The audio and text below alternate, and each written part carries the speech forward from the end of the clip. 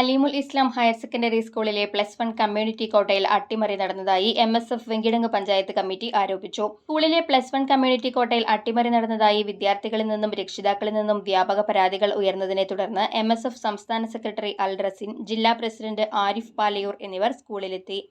MSF ഹരിത സംസ്ഥാന convener Tamannaah MA, ജില്ലാ പ്രവർത്തക സമിതി അംഗം ഷാമിസ് അലി തങ്ങൾ, മണ്ഡലം ജനറൽ സെക്രട്ടറി അഷ്ഫാഖ്, മുസ്ലിം യൂത്ത് ലീഗ് മണ്ഡലം പ്രസിഡന്റ് BK സമീർ തങ്ങൾ, സഫാൻ CU, ബാക്കിർ തങ്ങൾ, ത്വൽഹത്ത് MA, ഇർഫാൻ, ഷാജുദ്ദീൻ എന്നിവരും കൂടെയുണ്ടായിരുന്നു.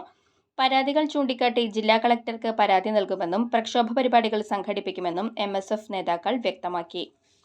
ഈ ഒരു വിഷയവുമായി ബന്ധപ്പെട്ട് MSFനെ സംബന്ധിച്ചിടത്തോളം വളരെ വ്യക്തമായിട്ടുള്ള ഒരു നിലപാടാണ്. അവിടെ സംഭവിച്ചിരിക്കുന്നത് വിദ്യാർത്ഥികൾക്ക് പഠിക്കാൻ സീറ്റ് കിട്ടാത്ത ഒരു സാഹചര്യം അവിടെ വന്നിട്ടുണ്ട്. അതിലൊരു കൃത്യമായിട്ടുള്ള ആർക്കാണോ അവിടെ വീഴ്ച സംഭവിച്ചിട്ടുള്ളത്